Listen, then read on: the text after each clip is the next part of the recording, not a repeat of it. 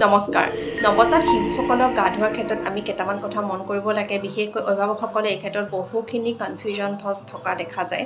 কিয়নো জন্ম হোৱাৰ পিছত কেতিয়া আমি শিশুটিক গা ধুৱাম কেতিয়াৰ পৰা গা ধুৱাব লাগিব সদায় গা ধুৱাম নে কেইদিনমান পিছে গা ধুৱালে হ'বনে এনেকুৱা কিছুমান বহুখিনি কুৱেশ্যন থাকে আৰু তেল মালিচ কৰাৰ ক্ষেত্ৰতো বহুখিনি কুৱেশ্যন থাকে গতিকে এই কথাখিনি লৈ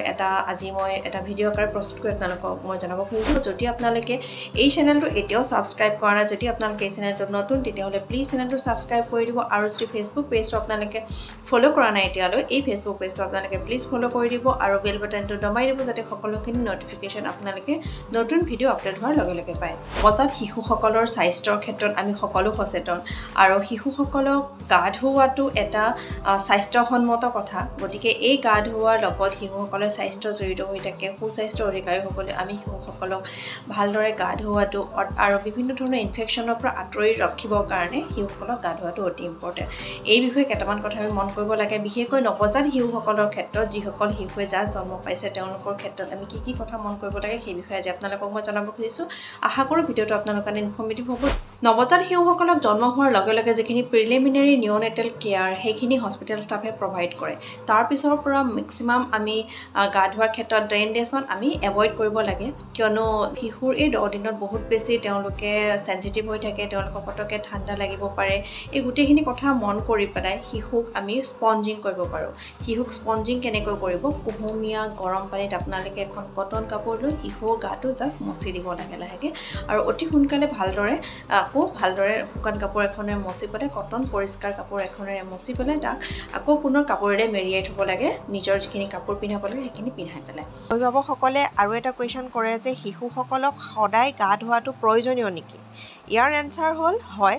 বিজ্ঞানসন্মতভাৱে শিশুসকলৰ স্বাস্থ্যৰ কাৰণে শিশুক ডেইলি গা ধোৱাটো একচুৱেলি ভাল হয় কিন্তু আমি পৰিৱেশ পৰিস্থিতি অলপ চাই পেলাই শিশুসকলক গা ধোৱাটো বেছি ভাল হ'ব কিয়নো শিশুসকল যিহেতু নৱজাত শিশুসকল যিহেতু বেছি চেনচিটিভ আৰু তেওঁলোকে অতি সহজে ঠাণ্ডা কেটচ কৰি লয় বা শিশুসকলৰ জ্বৰ চৰ্দি কাহ অতি সোনকালে হ'ব পাৰে গতিকে যদি ঠাণ্ডা বতৰ হয় বৰষুণ দি আছে ঠাণ্ডাৰ ছিজন হয় তেতিয়াহ'লে শিশুসকলক সপ্তাহত যদি আমি 2 দিন বা 3 দিন গা ধুৱাওঁ তেতিয়াও শিশুসকলৰ কাৰণে চাফিচিয়েণ্ট হয় যিকেইদিন আমি গা নুধুৱাম সেইকেইদিন আমি শিশুক মই আগতে কোৱাৰ দৰে স্পঞ্জিং দি দিলে শিশুসকলে ক্লিন হৈ থাকিব